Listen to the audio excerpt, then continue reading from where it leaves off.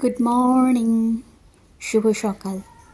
সকালটা শুরু হয়েছে আগে গোপালকে ঘুম থেকে তুলে, তারপরে বিছানাগুলো গুছিয়ে নিয়েছি।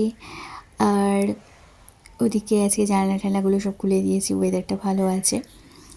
এবারে বিছানা গোছানো হয়ে গেছে, ঘরের কাজ মোটামুটি কমপ্লিট। এখন একটু স্টাইল করছিলাম। এবার আলোটা নিভিয়ে ছিল, জ্বালিয়ে দিলাম, নালে অন্ধকার অন্ধকার হচ্ছিল। এবার দেখতেই পাচ্ছ আমার সমস্ত ঠাকুরের জামা কাপড়গুলো ধোয়া হয়ে গেছে, ঠাকুরের বাসন ধোয়া হয়ে গেছে। এগুলো তো রোজের কাজ। আর এখানে আমার একটা কী গাছ উঠেছে, কুমড়ো না লাউ, লাউ তো নয়, কুমড়ো গাছই মনে হচ্ছে, খুব সুন্দর হয়েছে। সেটাকে আমি এখন ছাদে তুলবো আস্তে আস্তে করে। আর আমার এই যে টাইম ফুলের গাছগুলো দেখছো, সেগুলোতে আমার রোজই কিছু না কিছু ফুল ফুটেই থাকে। এই গাছগুলো দেখতে আমার ভীষণ ভালো লাগে। গাছগুলোতে যখন ফুল হয় সেটা দেখে আমার মনটা একদম ভরে যায়। খুব সুন্দর ফুলগুলো হয়, ছোটো ছোটো ছোটো ছোটো, এই কালারটা অরেঞ্জ কালারের ওপরে। আর দুদিন আসলে জামাগুলো ধোয়া হয়নি, জমে গিয়েছিল, বৃষ্টির জন্য রাখা ছিল, তাই অনেকটা জামা হয়ে গেছে গোপালের। ধুয়ে দিলাম। আর কাজের ফাঁকে মাঝে মাঝে ভিডিও করছিলাম। এবারে আজকে বৃহস্পতিবার, সেখানেও তারা রয়েছে। এবার চলে এসেছি এখানে স্নান টান করে পুজো করতে। আর এই তোমরা দেখে একজনকেও বলছিল আমি লেফট হ্যান্ড, কিন্তু আসলে তা নয়, আমি ফ্রন্ট ক্যামেরাতে সবসময় ভিডিওটা করে থাকি, সেই জন্য মনে হয় যেন বাঁ হাত দিয়ে কাজ করছি। আমি ব্যাক ক্যামেরাতে খুব একটা ভিডিও করতে মানে কমফোর্টেবল নই, কারণ আমি দেখতে পাই না নিজেকে, সেই জন্য আমি বুঝতেও পারি না। একা একা ভিডিও শ্যুট করি, সেই জন্য সবসময় আমি ফ্রন্ট ক্যামেরাতেই করি।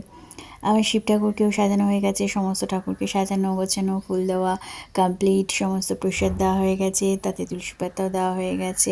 এবার হচ্ছে পাঁচালিটা পড়ার অপেক্ষায় রয়েছি। পাঁচালিটা পড়ব বৃহস্পতিবার দিনের। আর ওদিক থেকে আমার গব্বু বাবাকে একটু দোল দিয়ে দিয়েছি, একটু দোল খেতেও খুব ভালোবাসে, দোল খাচ্ছে।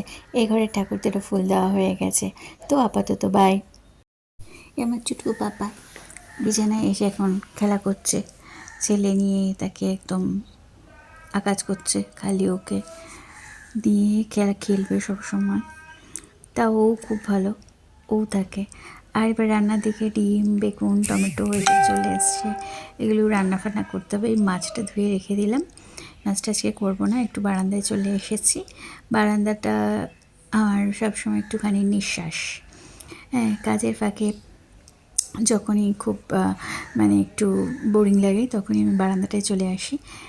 এই দিকের বারান্দাটা আমার খুব ভালো লাগে বেশি, ওই দিকের বারান্দাটাও খারাপ লাগে না এখন। তা এই বারান্দাটায় আমার গাছগুলো আছে, গাছগুলোতে জল টল দিই, বেশ ভালো লাগে। এখানে এসে কিছুক্ষণ দাঁড়ালে, নিঃশ্বাসটা নিয়ে নেওয়ার পরে আমি আবার রিল্যাক্সভাবে গিয়ে আবার রান্না, আবার সমস্ত কিছু ঘরের কাজ সুন্দরভাবে করতে পারি।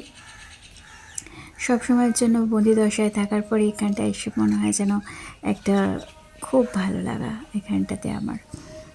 তো গাছগুলো, কালঞ্চ গাছগুলোতে এখন আর ফুল নেই, ফুলটা শেষ হয়ে গেছে। এখন মাছটা রান্না করব।